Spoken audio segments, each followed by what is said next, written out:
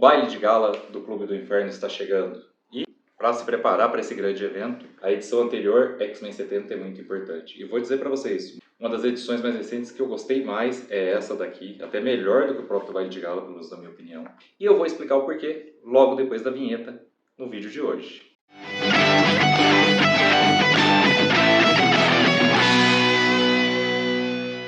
Olá, eu sou Inácio Santos, este é o Fator X, o nosso canal sobre X-Men, e hoje trazendo até vocês X-Men 70 da Panini. Esse exemplar aqui, como sempre, no vídeo em duas partes, o review sem spoilers, explicando para você que revistas você encontra encadernadas nessa edição, mais ou menos qual é o seu conteúdo, qual a sua importância para a cronologia, se eu recomendo, se eu não recomendo, falo até um pouco da arte às vezes. Depois o resumo completo, onde eu conto tudo que tem dentro da revista. Para você que não liga para spoilers, para você que já leu a revista e quer entender melhor o que acabou de ler, ou para você que acompanha as revistas mutantes só aqui pelo canal Fator X. Então, eu já vou passar para a primeira parte, mas se você quiser ajudar o canal, você já pode comprar essa revista, o número seguinte, o número anterior, vários números para frente, tudo isso pelos links que estão aqui na descrição.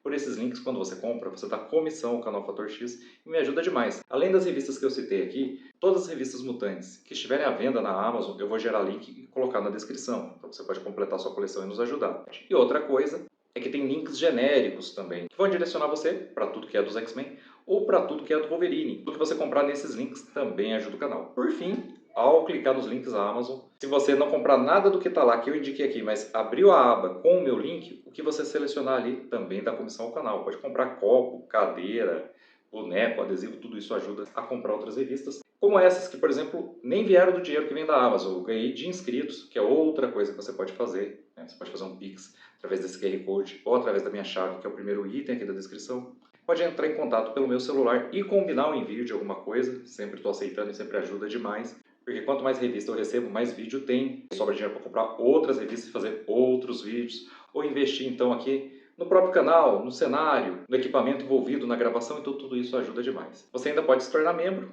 contribuir com o canal mensalmente e assistir nossos vídeos de maneira antecipada.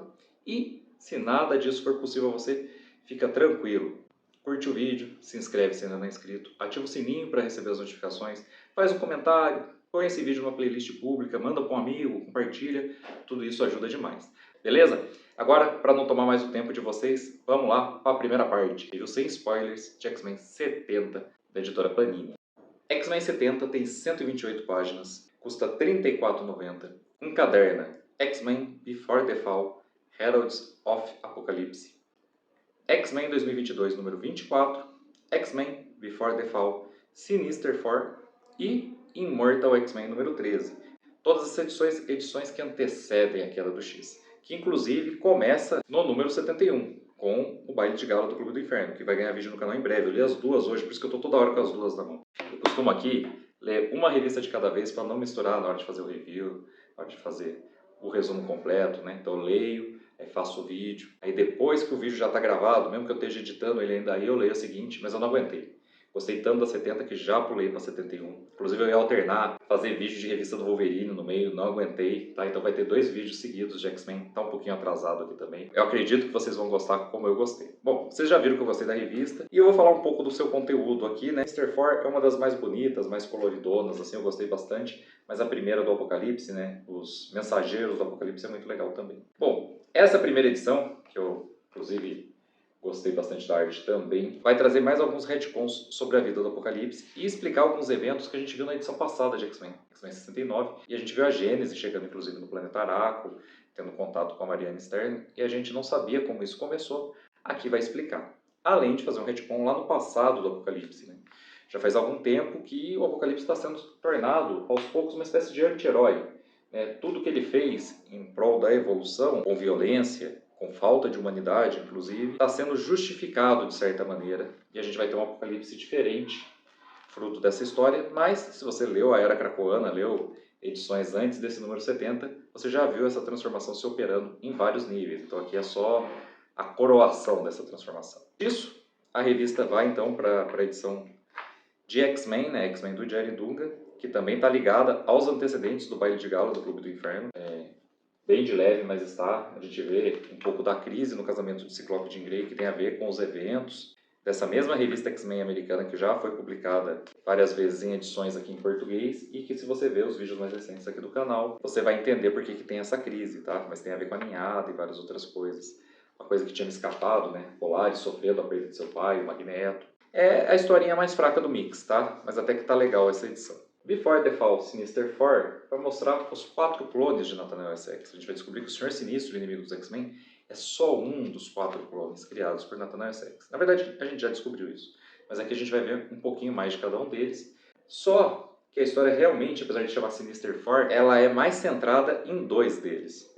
No Dr. Estase, que eu sempre chamo de Dr. Êxtase aqui nos vídeos, me desculpe, e na Madre Virtuosa, que, apesar de ter a mente de Nathaniel Essex, é um clone do corpo de Rebecca Essex, a esposa falecida do terrível doutor.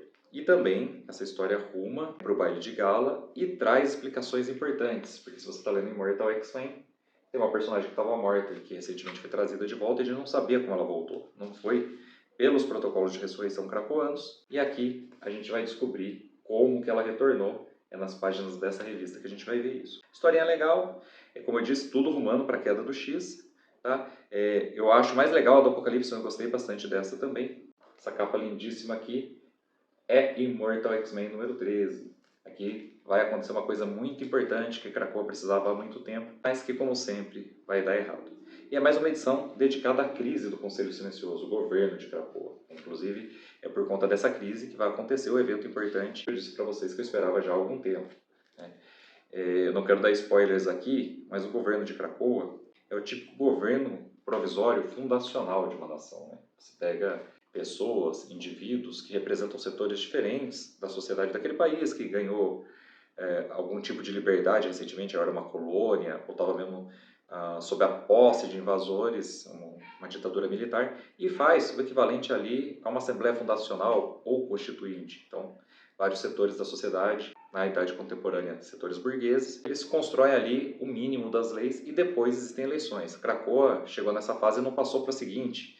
Eu esperava, acho que dei spoiler agora, mas eu esperava o momento disso acontecer. Essa crise também está interessante e tem uma reviravolta aqui no finalzinho, que eu espero que seja bem administrada nos números seguintes. Tá? Em X-Men 71, que eu já li, não tem ninguém tocando nesse assunto, mas não tem número de Immortal X-Men naquela revista também. Então vamos ver se em 72 vai ter. Eu recomendo, faz sentido, é claro, como parte da coleção, então você tem que comprar dos números anteriores.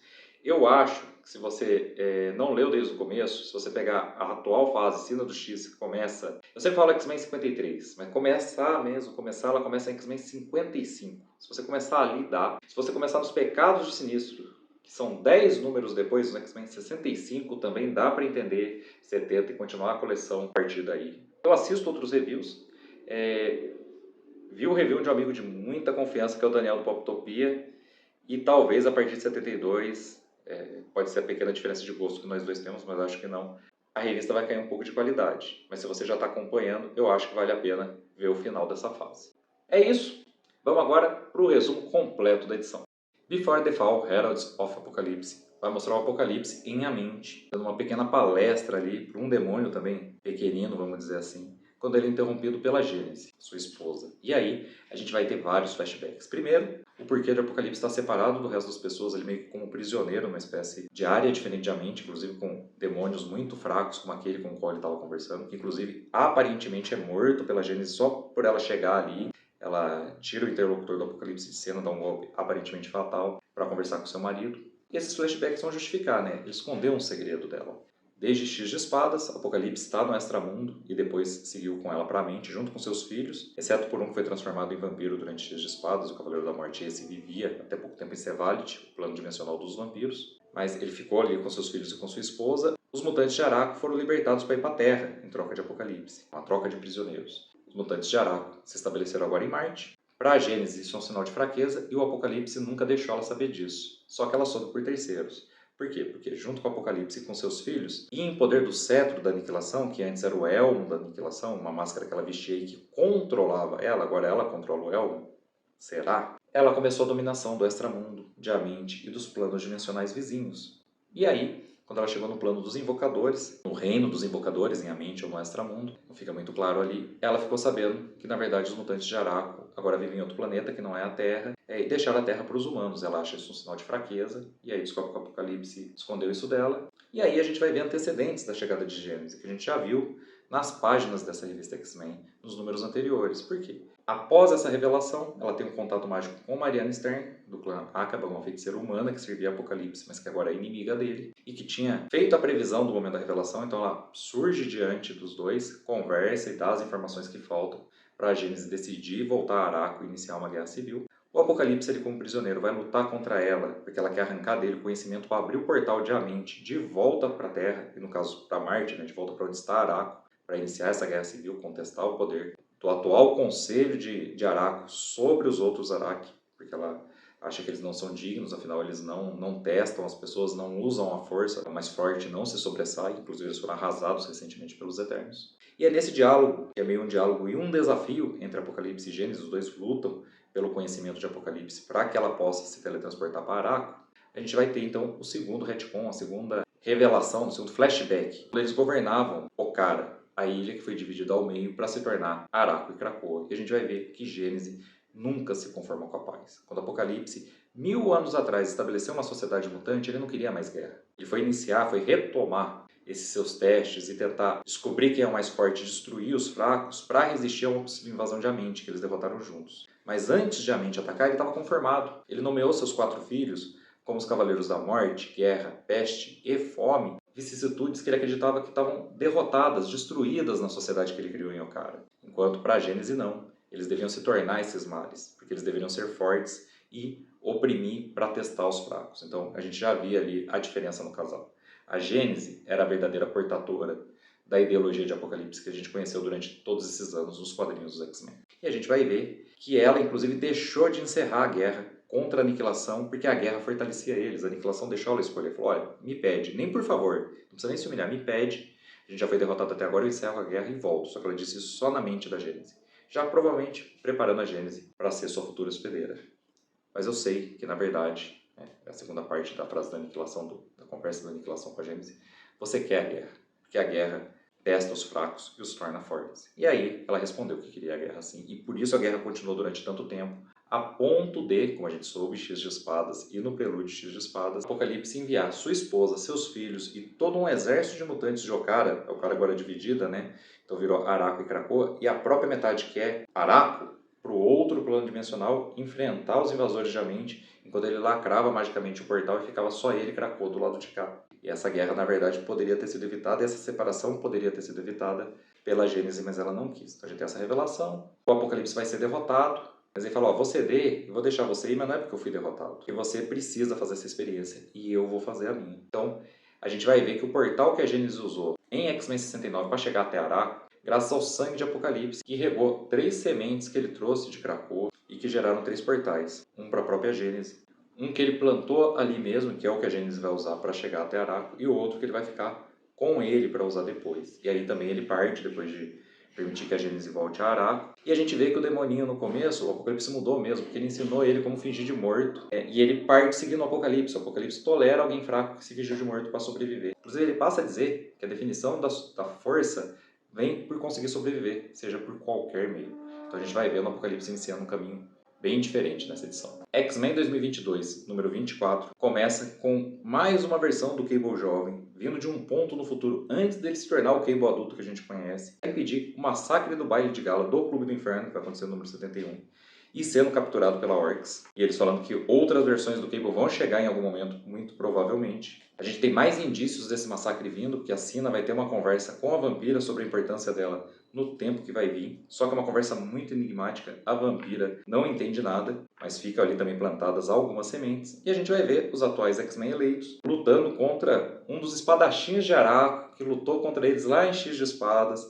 que voltou, surgiu no mundo de jogos, que é um mundo que os X-Men libertaram do controle de um grupo de tiranos, mas que continua funcionando como um mundo de jogos, então eles vão lá ajudar na luta contra o Pog, Urpog, vão derrotar ele, e a magia vai estar ali, ela está com seus poderes mutantes e sua capacidade de teleporte, mas ela já enfrenta umas pequenas dificuldades, que também vai ser importante para o baile de gala do Clube do Inferno.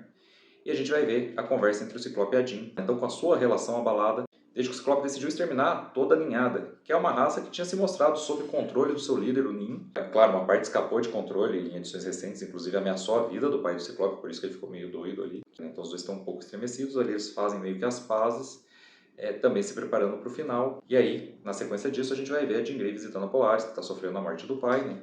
O Magneto morreu durante o juízo final e não quis ser ressuscitado. E a gente vê a magia, ainda com os poderes meio estranhos. Aqui é o principal momento que os poderes dela estão estranhos, vindo se encontrar com o Solaris, que precisa que ela leve ele até o Extramundo, porque ele vai iniciar uma busca que há algumas edições na revista X-Men ele se propôs a fazer, procurar a Raiz Vermelha, uma mutante de Araco que está perdida no Extramundo, é prisioneira do Jim Jaspers. Ele inclusive combina com a magia o ponto de encontro, né, o ponto de extração quando ele cumprir a missão dentro de algum tempo. Só que a gente vai ver no final da edição que ele vai voltar muito tempo depois, que ele falhou, ele está trazendo a Raiz Vermelha consigo, mas é só um pedaço da Raiz Vermelha, né, a mutante, porque ela é uma mutante planta, então ele meio que trouxe um broto dela ali. E o que deu errado? Nós não sabemos nem quanto tempo foi, porque são X meses depois. Será que é 10? Sinister Four, Quarteto Sinistro. E aqui a gente vai ter, na verdade, uma dupla sinistra, né? A edição começa mostrando um flashback pra gente ver como Nathaniel Essex conheceu e pediu em casamento Rebecca Essex, que é a forma que um dos clones usa, né? A Madre Virtuosa,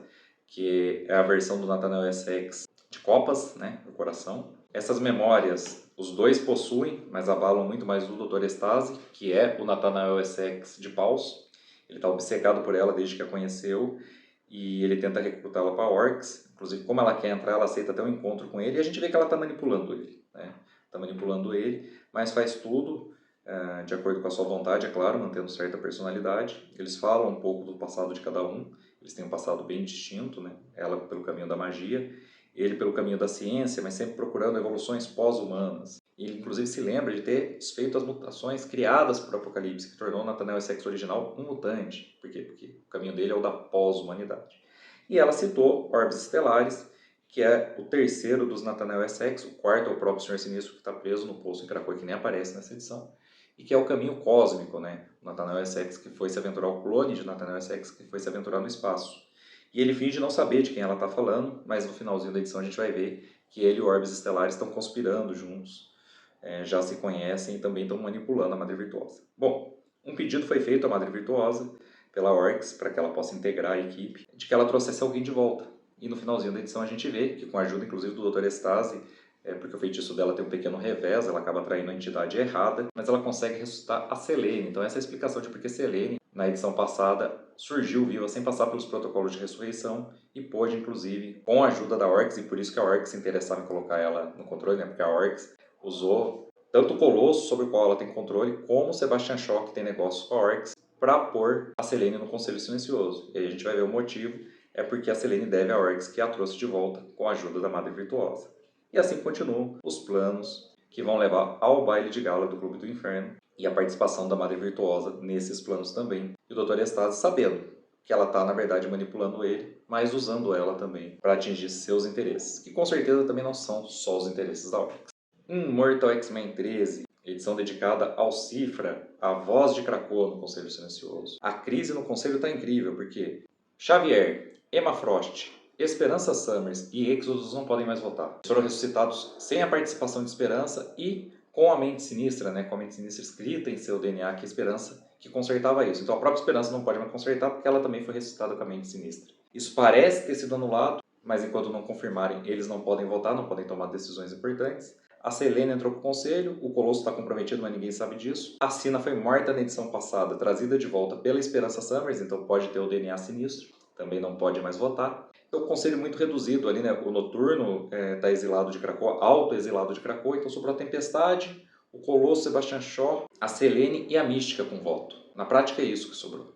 E aí tá bem difícil. Uma crise tremenda, eles chegam a lutar entre si, o Exodus tenta matar a Selene para que ela passe pelos protocolos de ressurreição e aí também não possa votar, porque é uma injustiça ela que não é de confiança poder votar e ele não. Então, muita confusão, ele tem que ser contido pela Tempestade, ele é um mutante de nível ômega. E no meio disso tudo, o Doug Hansen está percebendo que as folhas de Krakoa estão caindo, amareladas. É outono, mas o outono que em inglês é fall, queda.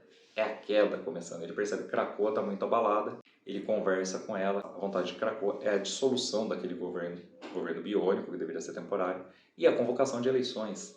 Sim, finalmente a convocação de eleições em Cracoa, que eu acho muito legal. E só vai sair porque a Esperança Summers vai dizer que vai haver greve dos 5. Os 5 não vão mais ressuscitar ninguém em Cracoa até que o conselho se dissolva. E aí os outros membros, até a Selene, vão ceder porque eles precisam que mutantes sejam ressuscitados para eles terem mais poder, né, terem mais pessoas sob o seu controle. Isso os membros vilões do conselho. Os membros heróis votam porque é o mais acertado a fazer. Então vai ser convocado a eleições no final, só que Krakoa, que de certa maneira expressou essa vontade através do Douglas, nessa hora captura o Douglas e leva para dentro de Krakoa. Ela diz que é para mantê-lo em segurança, porque a queda está chegando, né? Assim, ela não diz isso, mas isso está implícito.